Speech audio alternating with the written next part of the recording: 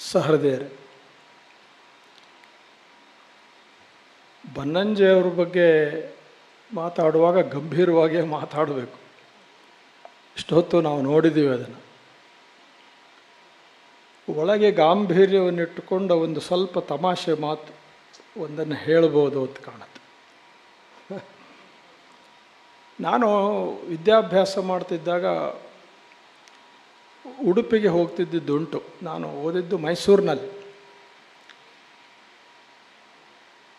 ಆಗ ಒಂದು ಬನ್ನಂಜೆಯವ್ರ ಬಗ್ಗೆ ಪ್ರಚಲಿತವಾದ ಒಂದು ಜೋಕಿತ್ತು. ಏನದು ಅಂತಂದರೆ, ಬನ್ನಂಜೆಯವರಿಗೆ SSLC ಕೂಡ ಆಗಿಲ್ಲ. ಅರೆ ಏನದು ಹಂಗಂದರೆ? ಅದು ಯಾಕೆ ಆ ಪ್ರಶ್ನೆ ಬಂತು ಅಂದರೆ, ಬನ್ನಂಜೆಯವರು ಇಷ್ಟು ದೊಡ್ಡ ವಿದ್ವಾಂಸರು, ಉಡುಪಿಯಲ್ಲಿ ಸಂಸ್ಕೃತ ಕಾಲೇಜಿನಲ್ಲಿ ಪೀಠದಲ್ಲಿ ದೊಡ್ಡ ಹುದ್ದೆಯಲ್ಲಿ ಇರಬೇಕಾಗಿತ್ತಲ್ಲ ಅಂತಂದಾಗ ಅವರಿಗೆ SSLCನೇ ಆಗಿಲ್ಲ ರೀ. ಪರೀಕ್ಷೆಗಳಾಗಬೇಕಲ್ಲ, ನಮ್ಮ ದೊಡ್ಡ ಒಂದು ರೀತಿಯಲ್ಲಿ ದುರಂತ ಅದು. ಆದರೆ ಅದು ಅನಿವಾರ್ಯ. ಯಾಕೆ ಹಾಗಾಗ್ತಿತ್ತು ಅಂತಂದರೆ, ಆಗೆಲ್ಲ ಈ SSLC ಎಕ್ಸಾಮ್ನಲ್ಲೂ ಎಸ್ಸೆ ಟೈಪ್ ಕ್ವಶನ್ಸ್ ಜಾಸ್ತಿ. ಈ ಮಲ್ಟಿ ಆಪ್ಷನಲ್ಸು, ಶಾರ್ಟ್ ಆನ್ಸರ್ಸ್ ಕ್ವಶನ್ಸಿಗೆ ಹೆಚ್ಚು ಇರ್ತಿರಲಿಲ್ಲ. ಅದಕ್ಕೆ ನಮ್ಮ ಸ್ನೇಹಿತರೊಬ್ಬರು ಹೇಳಿದ್ರು, ಹಾಗಲ್ಲ ರೀ, ಅವರು ಒಂದು ಪ್ರಶ್ನೆಗೆ 2.5 ಗಂಟೆ ಇರುತ್ತಲ್ಲ ಸಮಯ, ಅದರಲ್ಲಿ 2 ಗಂಟೆ ಒಂದೇ ಪ್ರಶ್ನೆಗೆ ಉತ್ತರ ಬರೀತಿದ್ರು. ಅದು ಯಾಕೆ ಹಾಗೆ? ಅಯ್ಯೋ, ಅವರು 20-30 ಪುಟ ಬರೆಯೋರು, ಮಾರ್ಕ್ಸ್ ಕೊಡೋರು ಎಲ್ಲಿ ಕೊಡ್ಬೇಕು ಅವರಿಗೆ? ಇದು ಒಂದು ಸ್ವಲ್ಪ ಗಂಭೀರವಾದ ವಿಷಯವೇ ಅದು. ಆದರೆ ಬನ್ನಂಜೆಯವರಿಗೆ ಇದು ಒಂದು ಮುಖ. ಅಂದರೆ ವ್ಯಾವಹಾರಿಕವಾದ ಕ್ವಾಲಿಫಿಕೇಷನ್ಸ್ಗಳು ಇರಲಿಲ್ಲ ಅಂತ. ಆದರೆ ಅವರಿಗಿದ್ದ ಈ ಜನಮನ್ನಣೆ ಮತ್ತು ಬನ್ನಂಜೆಯವರನ್ನು, ಅವರ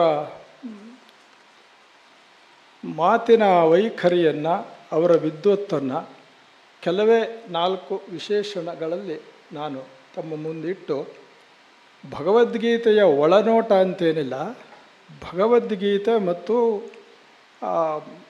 ಬನ್ನಂಜೆ ಅದು ಮುಖ್ಯ ವಿಷಯ.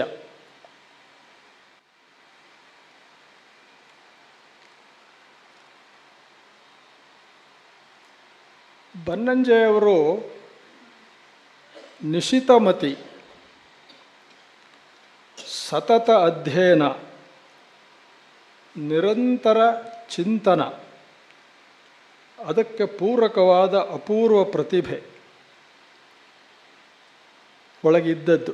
ಅದನ್ನು ಅಭಿವ್ಯಕ್ತಿಸುವ ಅಪರೂಪದ ಅಭಿವ್ಯಕ್ತಿ, ವಿಶ್ಲೇಷಣೆ, ವಿಮರ್ಶನ ವಿಚಕ್ಷಣತೆ, ಪ್ರವಚನ ವಿನ್ಯಾಸ ಪಟುತೆ, ಇವಕ್ಕೆಲ್ಲ ಕಲಶವಿಟ್ಟಂತೆ ಘನವಾದ ಅಪಾರ ಪಾಂಡಿತ್ಯ, ಅದು ಬನ್ನಂಜೆ. ಸಂಸ್ಕೃತ ಸರಸ್ವತಿ ಮತ್ತು ಕನ್ನಡದ ಶಾರದೆ, ಕನ್ನಡ ಶಾರದೆ, ನಾಲಗೆಯಲ್ಲಿ ನೆಲೆ ನಿಂತ ಮಹಿಮ ವ್ಯಕ್ತಿತ್ವ. ಮಾತು ಮತ್ತು ಕೃತಿ ರಚನೆ ಇವೆರಡೂ ಬನ್ನಂಜೆಯವರ ಈ ಕಡೆ ಆ ಕಡೆ ಕೈ ಹಿಡಿದುಕೊಂಡು ಉದ್ದಗಲಕ್ಕೆ ಆಚೆಗೂ ಕೂಡ ಮುನ್ನಡೆಸಿದವು, ನಡೆದಾಡಿಸಿದವು. ನನಗೆ ಬಹಳ ಇಷ್ಟವಾದದ್ದು ಮತ್ತು ಅದು ಬಹಳ ವೈಶಿಷ್ಟ್ಯಪೂರ್ಣ ಅಂತ ಅನಿಸಿದ್ದು, ಅವರು ಭಗವದ್ಗೀತೆಯೊಂದಿಗೆ ಇಟ್ಟುಕೊಂಡ ಸಾತತ್ಯ. ಎಲ್ಲದರ ಜೊತೆಗಿತ್ತಿಲ್ಲ ಅಂತಲ್ಲ, ಅವರ ಕೃತಿಗಳು ಆಗಲೇ ಹೇಳಿದ್ರಲ್ಲ, ಅನುವಾದಗಳು ಅದು ಶಿಖರೋಪಮವಾಗಿದೆ.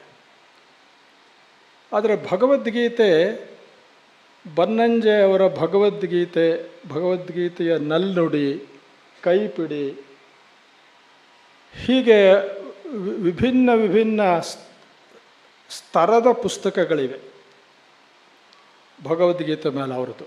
ಅಂದರೆ ಅವರ ಪ್ರವಚನಗಳ ಸಂಗ್ರಹ ಇತ್ಯಾದಿ. ಆದರೆ ಬಹಳ ಮುಖ್ಯವಾದ್ದು, ಯಾಕೆ ಮುಖ್ಯವಾದ್ದು ಅಂತ ಹೇಳ್ತೀನಿ ಅಂದರೆ, ಇವುಗಳಲ್ಲಿ ಜನಸಾಮಾನ್ಯರನ್ನು ತಲುಪುವ ಪ್ರಯತ್ನ ಕಾಣುತ್ತೆ.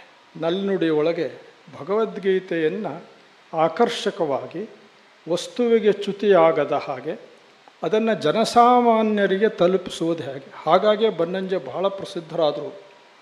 ಬನ್ನಂಜೆ ಅಂದರೆ ಭಗವದ್ಗೀತೆ, ಹಾಗಿತ್ತದು.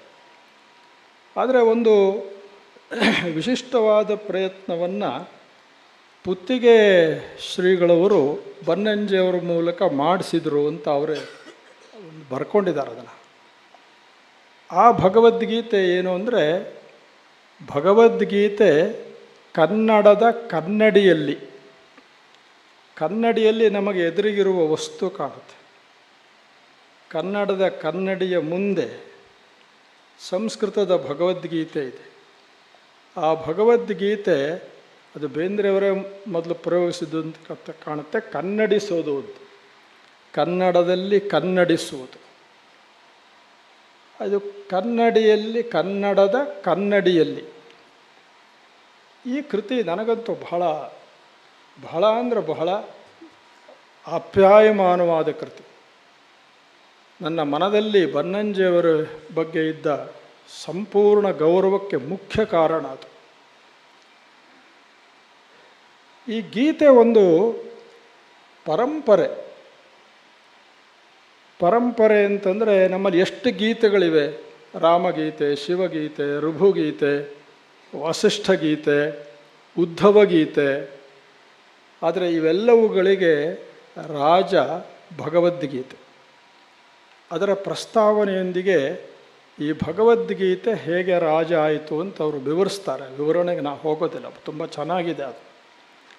ಭಗವದ್ಗೀತೆಗೆ ಯಾಕೆ ಆ ಒಂದು ಸ್ಥಾನಮಾನ ಸಿಕ್ತು ಅಂತ. ಒಂದೇ ಒಂದನ್ನು ಹೇಳೋದಾದರೆ, ನೀವೆಲ್ಲ ಭಗವದ್ಗೀತೆ ಸಾಮಾನ್ಯವಾಗಿ ಓದಿರ್ತೀರಿ. ಅಲ್ಲಿ ಕೃಷ್ಣನ ಹೆಸರು ಕಾಣೋದಿಲ್ಲ ಭಗವದ್ಗೀತೆ ಒಳಗೆ. ವೇದಾಂತದಲ್ಲಿ ಬಹಳ ಮುಖ್ಯವಾದ್ದು ಅಹಂ ನಿರಸನ. ಕೃಷ್ಣ ಅದನ್ನು ಮೊದಲು ಮಾಡಿ ತೋರಿಸಿದ. ಶ್ರೀಕೃಷ್ಣ ಉವಾಚ ಅಂತ ಬರದೇ ಇಲ್ಲ. ಧೃತರಾಷ್ಟ್ರ ಉವಾಚ ಅಂತಿದೆ, ಸಂಜಯ ಉವಾಚ ಅಂತಿದೆ, ಅರ್ಜುನ ಉವಾಚ ಅಂತಿದೆ. ಆದರೆ ಶ್ರೀಕೃಷ್ಣ ಉವಾಚ ಅನ್ನೋದಿಲ್ಲ, ಶ್ರೀ ಭಗವಾನ್ ಉವಾಚ. ಹಾಗಾಗಿ ಬನ್ನಂಜೆಯವರು ಆ ಭಗವತ್ ಶಬ್ದಕ್ಕೆ ನಾನಾ ಮೂಲಗಳಿಂದ ವಿವರಣೆಯನ್ನು ಒದಗಿಸ್ತಾರೆ. ಅದನ್ನು ಕೊಡೋಕ್ಕೆ ಹೋಗಲ್ಲ, ಸಮಯ ಸಾಕಷ್ಟು ಆಗಿಬಿಟ್ಟಿದೆ. ಇದನ್ನು ನೀವು ಆ ಕೃತಿಗಳನ್ನು, ಪುಸ್ತಕವನ್ನು ಓದಿ ತಿಳಿಯಬಹುದು. ಭಗವದ್ಗೀತೆ ಮೇಲೆ ನನಗೆ ತಿಳಿದ ಮಟ್ಟಿಗೆ ಇಷ್ಟು ಅಧಿಕೃತವಾದ ಮತ್ತು ವಿಸ್ತಾರವಾದ ಮತ್ತು ತುಂಬ ಪ್ರಾಜ್ಞವಾದ ಒಂದು ಉಪನ್ಯಾಸ. ಹಿಂದಿಯಲ್ಲಿ ಉಪನ್ಯಾಸ ಅಂದರೆ ಕಾದಂಬರಿ ಅಂತಾರೆ. ಆ ಕಾದಂಬರಿ ರೀತಿಯಲ್ಲಿ ಓದಿಸ್ಕೊಂಡು ಹೋಗುವಂತಹ ಒಂದು ಕೃತಿ ಅದು ಅವರ ಇತರ ಭಗವದ್ಗೀತೆಯ ಕೃತಿಗಳಿಗಿಂತ ಅಗ್ರಸ್ಥಾನದಲ್ಲೆಲ್ಲತ್ತೆ. ಯಾವುದದು? ಭಗವದ್ಗೀತೆ ಕನ್ನಡದ ಕನ್ನಡಿಯಲ್ಲಿ. ಈಗ ಇವರಿಗಿದ್ದ ಸವಾಲೇನು ಬನ್ನಂಜೆಯವರಿಗೆ ಅಂತಂದರೆ, ಈ ಸಂಸ್ಕೃತ ಮತ್ತು ಕನ್ನಡ ಸ್ವರೂಪದಲ್ಲಿ ಬಹಳ ಭಿನ್ನ. ಯಾಕೆ ಭಿನ್ನ ಅಂದರೆ, ಸಂಸ್ಕೃತದ ಸ್ವರೂಪ ಏನು ಅಂತಂದರೆ ತುಂಬ ಪರಿಷ್ಕೃತವಾದ ಭಾಷೆ ಅದು. ಗಿರಿಜಾ ಕಲ್ಯಾಣ, ಕುಮಾರ ಸಂಭವದಲ್ಲಿ ಗಿರಿಜಾ ಕಲ್ಯಾಣ ಆಗತ್ತಲ್ಲ, ಶಿವಪಾರ್ವತಿಯರ ಕಲ್ಯಾಣ, ಅದರ ರಿಸೆಪ್ಷನ್ನಿಗೆ ಆರಾರ್ತಿಕ, ಅದಕ್ಕೆ ಯಾರು ಬರ್ತಾರೆ? ಸರಸ್ವತಿ ಬರ್ತಾರೆ. ಕಾಳಿದಾಸ ಕರ್ಕೊಂಡು ಬರ್ತಾನೆ, ಅವನಿಗೆ ತಾನೇನೋ ಹೇಳಬೇಕಾದ್ದಿದೆ, ಅದಕ್ಕೋಸ್ಕರ ದೇವತೆಗಳೆಲ್ಲ ಬಂದರು, ಅಲ್ಲಿ ಸರಸ್ವತಿಯನ್ನು ಕರ್ಕೊಂಡು ಬರ್ತಾನೆ. ಆಗ ಅವನು ಒಂದು ಮಾತು ಸ್ಪಷ್ಟವಾಗಿ ಹೇಳ್ತಾನೆ, ವರೇಣ್ಯನಾದ ವರನಿಗೆ ದ್ವಿಧಾ ಪ್ರಯುಕ್ತೇನ ಚ ವಾಂಗ್ಮಯೇನ ಸರಸ್ವತಿ ತನ್ಮಿಥುನಂ ನುನಾವ ಸಂಸ್ಕಾರಪೂತೇನ ವರಂ ವರೇಣ್ಯಂ. ಆ ವರೇಣ್ಯನಾದ ವರನಿಗೆ, ಶಿವನಿಗೆ ಸಂಸ್ಕಾರಪೂತವಾದ ಪರಿಷ್ಕೃತವಾದ ಭಾಷೆಯಿಂದ ಹರಿಸಿದ್ಲಂತೆ. ಸಂಸ್ಕೃತದಿಂದ ಹರಿಸಿದ್ಲು ಅಂತ ಮಲ್ಲಿನಾಥ ವ್ಯಾಖ್ಯಾನ ಬರೀತಾನೆ. ಸಂಸ್ಕಾರ ಪ್ರಕೃತಿ ಪ್ರತ್ಯಯ ವಿಭಾಗ ಶುದ್ಧೇನ ಇತ್ಯಾದಿ. ಅದು ವಿವರ ಬೇಡ. ಪರಿಷ್ಕೃತವಾದ ಭಾಷೆ. ಗಿರಿಜೆಗೆ, ಉಮೆಗೆ ವಧೂಂ ಸುಖಗ್ರಾಹ್ಯ ನಿಬಂಧನೇನ, ಆ ವಧುವಿಗೆ ಸಾಮಾನ್ಯ ಜನಕ್ಕೂ ಸುಲಭವಾಗಿ ಅರ್ಥವಾಗುವಂತಹ ರಚನೆಯುಳ್ಳ ಭಾಷೆಯಿಂದ ಹರಸಿದ್ಲು. ಯಾವುದು ಈ ಭಾಷೆ?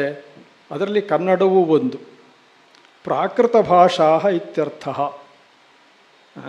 ಅದರ ನಿಬಂಧನ ಅಂದರೆ ಭಾಷೆಯ ರಚನೆ ಇದೆಯಲ್ಲ, ಮಾಟ, ಅದು ಸುಖಗ್ರಾಹ್ಯ, ಸುಲಭವಾಗಿ ಅರ್ಥ ಆಗಬೇಕು. ಇದು ನಮ್ಮಲ್ಲಿ ಹಿಂದಿದ್ದ ಒಂದು ಒಡಂಬಡಿಕೆ. ಅದು ಜ್ಞಾನವನ್ನು ಪರಿಷ್ಕೃತವಾದ ಭಾಷೆಯೊಳಗೆ ಸಂರಕ್ಷಿಸಿ ಇಟ್ಟುಕೊಳ್ಳೋದು. ಅದು ವಾಸ್ತವಿಕವಾಗಿ ಆ ಪದಗಳೆಲ್ಲ ಪ್ರಾಕೃತ ಮೂಲದಿಂದಲೇ ಬಂದಿರುತ್ತೆ, ಜನರ ಆಡು ಭಾಷೆಯಿಂದಲೇ ಬಂದಿರುತ್ತೆ. ಆದರೆ ಅದನ್ನು ಪರಿಷ್ಕರಿಸಿ ಮಾಡ್ತಾರೆ. ಇದನ್ನು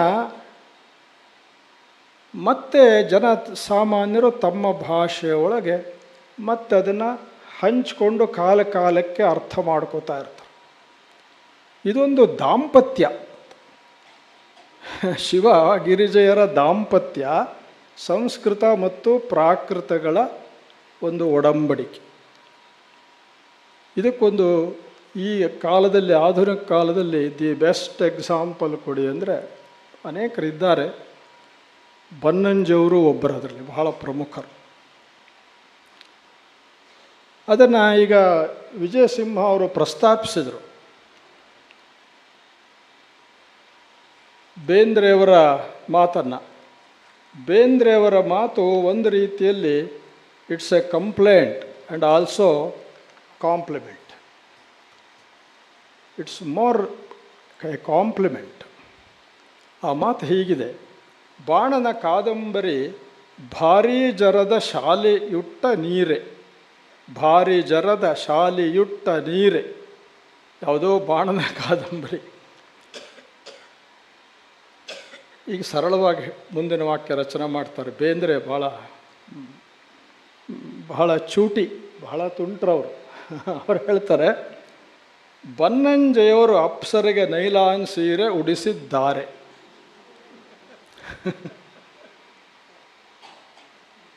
ಅಂದರೆ ಅಪರಿಷ್ಕೃತವಾದ ಭಾಷೆಗೆ ಎರಡು ಮಾತುಗಳಲ್ಲಿ ನೂರೊಂದು ದನಿ ಮೊಳಗಿಸುವ ಪ್ರೌಢ ಕಾವ್ಯದ ರೀತಿ ನಿನ್ನ ನೀತಿ. ಇದು ಅಡಿಗರ ಮಾತಿದೆ. ಅಂಥ ಕವಿತೆಗೆ ಅದು ಜರತಾರಿ ಸೀರೆ ಒಪ್ಪಬೇಕದು. ಆದರೆ ಇವರು ನೈಲಾನ್ ಸೀರೆ ಉಡಿಸಿದ್ದಾರೆ. ಹಾಗಾದರೆ ಇದು ಮೇಲ್ನೋಟಕ್ಕೆ ಒಂದು ರೀತಿ ದೋಷ ಹುಡುಕುವ ರೀತಿಯಾಗಿ ಕಾಣುತ್ತಿದೆ. ಆದರೆ ಹಾಗಲ್ಲ. ಕನ್ನಡಕ್ಕೆ ನೀವು ಸಂಸ್ಕೃತದ ಆ ಪರಿಷ್ಕಾರ ತರೋಕ್ಕೆ ಹೋದರೆ ಅದು ಸಂಸ್ಕೃತವಾಗಿಬಿಡುತ್ತೆ, ಕನ್ನಡವಾಗಿ ಉಳಿಯೋದೇ ಇಲ್ಲ. ಯಾಕಂದರೆ ಕಾಳಿದಾಸರ ಮಾತು ನೆನಪಿಸ್ಕೊಳ್ಳಿ, ಸುಖಗ್ರಾಹ್ಯ ನಿಬಂಧನ. ಹಾಗಾದರೆ ಪರಿಷ್ಕಾರಕ್ಕೆ ಒಂದು ಸಣ್ಣ ಉದಾಹರಣೆ ಕೊಡ್ತೇನೆ. ಬಾಣನ ಕಾದಂಬರಿ ಹೇಗಿದೆ ಅಂದರೆ, ಒಂದು ಅಸ್ತಿ ವಿಂಧ್ಯಾಟವಿ ನಾಮ, ಇದೊಂದು ವಾಕ್ಯ. ಮೊದಲು ಕ್ರಿಯಾಪದ ಅಸ್ತಿ ವಿಂಧ್ಯಾಟವಿ ನಾಮ. ಆ ವಿಂಧ್ಯಾಟವಿ ನಾಮ ಬರೋದು ಕೊನೆಯಲ್ಲಿ. ಈ ಸಂಸ್ಕೃತದಲ್ಲಿ ಆರ್ಡರ್ ಇಲ್ಲ, ಯಾವಾಗಲೂ ಕರ್ತೃ ಕರ್ಮ ಕ್ರಿಯೆ ಈ ಆರ್ಡರ್ ಇಲ್ಲವೇ ಇಲ್ಲ. ಯಾವ ಪದ ಎಲ್ಲಿಟ್ಟರೂ ಅದು ಅರ್ಥವಾಗುತ್ತೆ. ಇದೇ ಪರಿಷ್ಕಾರ. ಅಸ್ತಿ ಇದೆ ಅಂತ ಮೊದಲು ಶುರುವಾಗುತ್ತೆ, ಮುಗಿಯೋದು ವಿಂಧ್ಯಾಟವಿ ನಾಮ. ಅದರ ಮಧ್ಯೆ ಸುಮಾರು ಒಂದು 10-15 ಪುಟಗಳು ವಿಸ್ತಾರವಾಗಿ ಹೋಗುತ್ತೆ. ಅಷ್ಟು ಪುಟಗಳಲ್ಲಿ ವಿಸ್ತಾರವಾದ ವಾಗ್ಝರಿ ಒಂದೇ ವಾಕ್ಯ. ಅದು ಒಂದೇ ವಾಕ್ಯ. ಅಸ್ತಿ ಪೂರ್ವಾಪರ ಜಲನಿಧಿ ವೇಲಾವರಗ್ನ ಮಧ್ಯದೇಶಾಲಂಕಾರಭೂತ ಮೇಖಲೇವ ಭುವಃ. ಇದು ಒಂದು ಭಾಗ, ಒಂದು ತುಣುಕು. ಎಷ್ಟು ಚಂದ ಕೇಳಿದಾನಂದ್ರೆ ಅವನು ಅದನ್ನು ಮತ್ತೆ ನಮ್ಮ ಸುಲಭ ಭಾಷೆಯಲ್ಲೇ ಹೇಳ್ತಾರೆ, ಸಂಸ್ಕೃತದಲ್ಲಿ ಹೇಳೋಕ್ಕಾಗೋದಿಲ್ಲ. ಅದನ್ನು ಈ ಕಡೆ ಸಮುದ್ರ, ಈ ಕಡೆ ಸಮುದ್ರ ಇದೆ ಭಾರತ ದೇಶಕ್ಕೆ. ಈ ಸಮುದ್ರದ ನಡುವಿನ ಭೂಭಾಗ ಎಷ್ಟು ಉದ್ದ ಇದೆ ಅಂತ ಅದನ್ನು ಅಳೀಬೇಕು. ಹಾಗಾಗಿ ಜಲನಿಧಿ ವೇಲ ಅವಲಗ್ನ, ಒಂದು ಕಾಲು ಈ ಕಡೆ ಅರಬ್ಬಿ ಸಮುದ್ರಕ್ಕೆ, ಇನ್ನೊಂದು ಕಾಲು ಬಂಗಾಳ ಕೊಲ್ಲಿಗೆ ಇಟ್ಟು ತನ್ನ ಮೈಯನ್ನು ಹೀಗೆ ಚಾಚಿ ವಿಂಧ್ಯೆ ನಿಂತಿದೆಯಂತೆ. ಹೆಂಗೆ ನಿಂತಿದೆ, ಹೆಂಗೆ ಕಾಣ್ತಾ ಇದೆ ಅಂದರೆ ಭೂಮಿ ತಾಯಿಗೆ ತೊಡಿಸಿದ ಒಡ್ಯಾಣದಂತೆ. ಯಾಕೆ ಹೇಳಿ, ವಿಂಧ್ಯಾಟವಿ ಭಾರತದ ಮಧ್ಯಭಾಗದಲ್ಲಿ ಹೀಗೆ ಬಿಚ್ಚಿಕೊಂಡ ಪರ್ವತ ಶ್ರೇಣಿ. ಇದನ್ನು ಕನ್ನಡದಲ್ಲಿ ಇದನ್ನು ನಾವು ಹೀಗುಂಟಾದ ಹಾಗೆಂಟಾದ ಕೆಟ್ಟೋಗ್ಬಿಡುತ್ತದೆ. ಬನ್ನಂಜಿಯವರು ಭಾಳ ಸುಲಲಿತವಾಗಿ ಚಿಕ್ಕ ಚಿಕ್ಕ ಹರಳು. ಕನ್ನಡದ ಜಾಯಮಾನವೇ ಬಿಡಿ ಬಿಡಿ, ಸಂಸ್ಕೃತ ಇಡೀ ಇಡಿ. ಕನ್ನಡ ಬಿಡಿ ಬಿಡಿ ಅಂದ್ಕೋಬೇಡಿ. ಆ ಇಡಿಯಾದ್ದನ್ನು ಅರ್ಥ ಮಾಡ್ಕೋಬೇಕಾದ್ರೆ ಬಿಡಿ ಬಿಡಿಯಾಗಿ ಬಿಡಿಸ್ಕೋಬೇಕು. ಬನ್ನಂಜ ಹೀಗೆ ಬಿಡಿಸ್ತಾ ಬಿಡಿಸ್ತಾ ಹೋಗ್ತಾರೆ. ಯಾಕೆಂದರೆ ನಮ್ಮ ಮಕ್ಕಳೆಲ್ಲ ಕನ್ನಡ ಬಿಡೋಕ್ಕೆ ಶುರು ಮಾಡಿಬಿಟ್ಟಿದ್ದಾರೆ. ಅದು ಬಿಡಿ ಬಿಡಿಯಾದ ವಾಕ್ಯ, ಬಿಡಿ ಬಿಡಿಯಾದ ಮಾತು. ಸಂಸ್ಕೃತದಲ್ಲಿ ಹಾಗಿಲ್ಲ. ಒಂದೇ ಪದ ಒಂದು 100 ಮೈಲಿ ಹಾಗೆ ಸಾಗತ್ತೆ. ಅದರೊಳಗೆ ಒಂದು 100 ಪದ ಇರುತ್ತೆ. ಅದೆಲ್ಲ ಸೇರಿ ಟೆಕ್ನಿಕಲಿ ಒಂದೇ ಪದ. ಅದೇ ಸಮಾಸ ಅಂದರೆ. ಅದಕ್ಕೆ ಹೇಳಿದ್ದು ಕಾಂಪ್ಲಿಮೆಂಟ್ ಅಂತ. ಬಾಣನ ಕಾದಂಬರಿ ಹಿಂದೆ ಅನುವಾದ ಮಾಡಿರೋದು ಇದ್ದಾರೆ, ಆದರೆ ಯಾರಿಗೂ ಅರ್ಥವಾಗಲ್ಲ. ಸಂಸ್ಕೃತವೇ ವಾಸಿ ಅನ್ನಿಸ್ಬಿಡುತ್ತೆ. ಆದರೆ ಬನ್ನಂಜಿಯವರ ಬಾಣನ ಕಾದಂಬರಿಯನ್ನು ಇಷ್ಟಪಡದವರು, ಮೆಚ್ಚದವರು ಯಾರೂ ಇಲ್ಲ ಅದನ್ನು ಓದಿದರೆ. ಅಷ್ಟು ನಯವಾಗಿ, ಅಷ್ಟು ನೈಪುಣ್ಯದಿಂದ, ಅಷ್ಟು ನಲ್ನುಡಿಯಿಂದ, ಅದು ಅವ್ರದ್ದೇ ಶಬ್ದ ಬನ್ನಂಜಿಯವ್ರದ್ದು, ನಲ್ನುಡಿಯಿಂದ ಬಾಣನನ್ನು ಬಾಣ ಸಮುದ್ರವನ್ನು ಇಟ್ಟರು. ಇದನ್ನು ಭಗವದ್ಗೀತೆಗೂ ಮಾಡಿದರು. ಭಗವದ್ಗೀತೆಯಲ್ಲಿ ಭಾಷೆ ಮಾತ್ರ ಇರಲಿಲ್ಲ, ಆ ಭಾಷೆಯ ಜೊತೆಗೆ ಅದರ ತತ್ವವೂ ಇತ್ತು. ಹಾಗಾಗಿ ಅದನ್ನು ಒಂದು ಉಪಾಯ, ಒಂದು 2 ನಿಮಿಷ ಮಾತಾಡ್ತಾನಷ್ಟೆ, ಒಂದು ಉಪಾಯದ ಮೂಲಕ ಅದನ್ನು ಅವರು ಒಡಿತಾ ಹೋಗ್ತಾರೆ. ಅದೇನು ಅಂತಂದರೆ, ಈ ಸಂಸ್ಕೃತ ಒಂದು ನಿರುಕ್ತ ಭಾಷೆ. ನಿರುಕ್ತ ಭಾಷೆ ಅಂತಂದರೆ ನಿರ್ವಚನೀಯವಾದ ಭಾಷೆ ಅಂತ. ಒಂದು ಪದವನ್ನು ನಾವು ನಿರ್ವಚನ ಮಾಡಿಕೊಂಡಾಗ ಅದರ ಒಳ ಅರ್ಥ ಗೊತ್ತಾಗತ್ತೆ, ಇಲ್ಲಾಂದರೆ ಗೊತ್ತಾಗೋದಿಲ್ಲ. ಎಟಮಾಲಜಿಕಲ್ ಲ್ಯಾಂಗ್ವೇಜ್. ಪ್ರಪಂಚದ ಎಲ್ಲ ಭಾಷೆಗಳಿಗೂ ಎಟಮಾಲಜಿ ಇಲ್ಲ. ನಮ್ಮಲ್ಲಿ ಪ್ರಾಕೃತಕ್ಕೂ ಇಲ್ಲ. ಅದು ಸಂಸ್ಕೃತದ ಮೂಲಕ ಅದನ್ನು ಪಡ್ಕೊಳ್ಳುತ್ತೆ ಟು ಸಮ್ ಎಕ್ಸ್ಟೆಂಟ್. ಇದನ್ನು ಅವ್ರು ಹಿಡಿದು ನೋಡ್ತಾರೆ. ಒಂದು ಸಣ್ಣ ಎಕ್ಸಾಂಪಲ್ ಅಂದರೆ ಜನಾರ್ದನ ನಿಹತ್ಯ ಧಾರ್ತರಾಷ್ಟ್ರಾನ್ನ ಕಾ ಪ್ರೀತಿ ಸ್ಯಾತ್ ಜನಾರ್ದನ. ಕೌರವರನ್ನೆಲ್ಲ ಕೊಂದುಬಿಟ್ಟು ಯಾರಿಗೆ ತಾನೇ ಹರ್ಷ ಉಂಟಾದೀತು ಕೃಷ್ಣ ಅಂತನೂ ಆಗ ಜನಾರ್ದನ ಅಂತ. ಆ ಜನಾರ್ದನ ಪದಕ್ಕೆ ಅರ್ಥ ಏನು ಅಂದರೆ, ಜನರನ್ನು ಅರ್ಧನ ಮರ್ದನ ಹಿಂಸೆ ಮಾಡುವವನು. ಅಯ್ಯೋ ದೇವರೇ, ಭಗವಂತನ 8ನೇ ನಾಮ ಅದು. ಅದನ್ನು ಜನರಿಗೆ ಹಿಂಸೆ ಕೊಡೋನು ಕೃಷ್ಣನ ಕರೆದ್ರೆ ಹೇಗೆ? ಅಲ್ಲಿ ಎಟಮಾಲಜಿ ಬರುತ್ತೆ. ಜನ ಶಬ್ದಕ್ಕೆ ಮತ್ತು ಅರ್ಧ ಧಾತುವಿಗೆ. ಅಂದರೆ ಎಟಮಾಲಜಿ ಅಂದರೆ ಇನ್ನೇನಿಲ್ಲ, ಎಲ್ಲವೂ ಕ್ರಿಯೆ ಮೂಲಕ ನಿಷ್ಪನ್ನವಾಗ್ತಾ ಹೋಗುತ್ತೆ, ಭಾಷೆ ವಿಕಾಸಗೊಳ್ತಾ ಹೋಗುತ್ತೆ. ನಾಮಾನಿ ಆಖ್ಯಾತ ಜಾನಿ, ಯಾಸ್ಕರ ನಿರುಕ್ತ ಇದು. ಎಲ್ಲ ನಾಮಗಳು, ಪದಗಳು ಅದು ಕ್ರಿಯೆ ಮೂಲದಲ್ಲಿ ಇರುತ್ತೆ, ಕ್ರಿಯೆಯಿಂದ ಬಂದಿರುತ್ತೆ. ಇದನ್ನು ಹಿಡಿತಾರೆ ಬನ್ನಂಜವರು.